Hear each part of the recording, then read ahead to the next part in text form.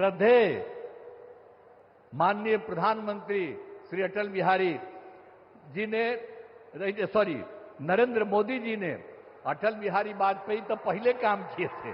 बिहार में कोई कार्यक्रम हो, मुख्यमंत्री नीतीश कुमार मंच पे हों और सुर्खियां न बने, ऐसा हो ही नहीं सकता।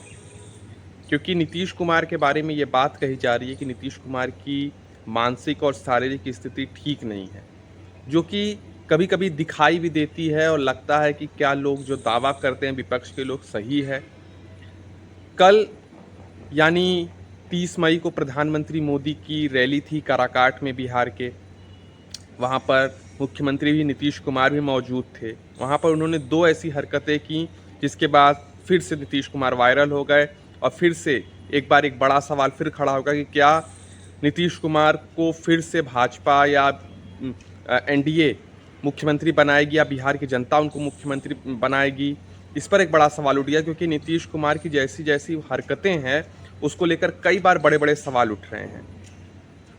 अब 30 मई को ही देख लीजिए, 30 मई को प्रधानमंत्री मंच पे रहते हैं। एक महिला को प्रधानमंत्री मोदी का सम्मान करने के लिए, उनको एक शॉल पहनाने के लिए मंच पर बुलाया जाता है।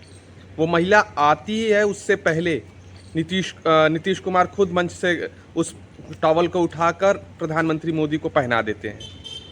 प्रधानमंत्री मोदी इशारा करते हैं कि नहीं नहीं, ये शॉल उनको पहनाना था, लेकिन नीतीश कुमार कहाँ मानने वाले थे। उन्होंने झट से उठाकर पहना दिया, जिसके बाद से वो एक बड़ा वायरल हो गया। दूसरा वीडियो तब आया जब नीतीश कुमार मंच पर चढ़े, बोलना शुरू किया।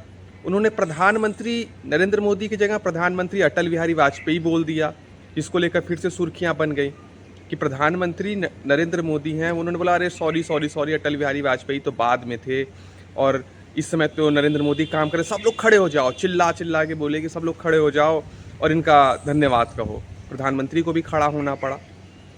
श्रद्धेय माननीय प्रधानमंत्री श्री अटल बिहारी जी ने नरेंद्र मोदी जी ने अटल बिहारी वाजपेयी तो पहले काम किए थे, तभी जो आदरणीय नरेंद्र मोदी जी भी आपके लिए इतना काम कर रहे हैं, तो एक बार खड़ा होकर के इनका अभिनंदन करिए। सब खड़ा होइए, खड़ा हो सब, अरे सब खड़ा होकर के इनको प्रणाम करो।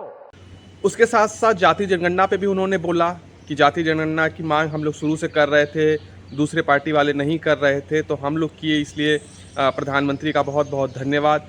और ये सब चीज़ें याद रखिएगा, भुलाइएगा मत। कुछ तो वो होश में है, लेकिन बहुत जगह मुख्यमंत्री, प्रदेश का मुख्यमंत्री जो पूरा राज्य चला रहा है, 14 करोड़ जनसंख्या है बिहार की, वहाँ का मुख्यमंत्री अगर छोटी छोटी बातें भूल जाएगा, ऐसी ऐसी हरकतें करेगा जिसको लेकर सुर्खियाँ बनेंगी और मजाक उड़ेगा प्रदेश भर में और देश भर में नीतीश कुमार का, तो उसको लेकर क्या भारतीय जनता पार्टी अगर नीतीश कुमार का नाम प्रोजेक्ट करके आगे चलती है बिहार चुनाव में, तो क्या बीजेपी को फ़ायदा होगा या नीतीश कुमार, ये किसको घाटा ज़्यादा होगा? नीतीश कुमार की पार्टी को तो घाटा होना ही है। क्या बीजेपी को भी इससे घाटा होगा? क्या यही कारण है कि प्रधानमंत्री हों या अमित शाह हों लगातार बिहार का दौरा तो कर रहे हैं, लेकिन नीतीश कुमार का नाम प्रोजेक्ट नहीं कर रहे हैं? क्योंकि कल भी 2 दिवसीय कार्यक्रम प्रधानमंत्री मोदी का बिहार में था, लेकिन उन्होंने नीतीश कुमार का नाम अनाउंस नहीं किया मुख्यमंत्री के लिए, या उन्होंने एक बार भी ये नहीं कहा कि नीतीश कुमार के नेतृत्व में हम चुनाव लड़ेंगे और चुनाव खत्म होने के बाद नीतीश कुमार ही मुख्यमंत्री बनेंगे। क्योंकि इसको लेकर लगातार विपक्ष उन पर हमलावर है। सबसे बड़ा सवाल तो यही प्रशांत किशोर हों, तेजस्वी यादव हों कि नीतीश कुमार का नाम तो आप प्रोजेक्ट कीजिए। क्योंकि विपक्ष को ये लगता है कि अगर नीतीश कुमार का नाम मुख्यमंत्री पद के लिए हुआ तो बीजेपी आधा चुनाव तो वैसे ही हार जाएगी, नीतीश कुमार एनडीए वैसे ही चुनाव हार जाएगी और इससे विपक्ष का फ़ायदा होगा। अब देखना बेहद दिलचस्प है कि इस पूरी खेल में कौन बाजी मारता है। मुझे जो समझ में आ रहा है कि बीजेपी लगातार ये कोशिश करेगी कि नीतीश कुमार का नाम सीधे तौर पर प्रोजेक्ट ना हो, चुनाव करवाया जाए, क्योंकि उनको पता है कि नीतीश कुमार चुनाव में ऐसी ऐसी हरकतें करेंगे जिससे जेडीयू की सीटें अपने आप कम हो जाएंगी और उसका बड़ा फ़ायदा बीजेपी को मिलेगा। और अगर बीजेपी बहुत ज़्यादा सीटें लेके आती है और जेडीयू कम सीटें लेके आती है, तो मुख्यमंत्री का पहला दावेदार बीजेपी बन जाएगी। और उनको ये ऐसा लगता है कि प्रशांत किशोर की होने की वजह से तेजस्वी यादव का वोट कटने वाला है।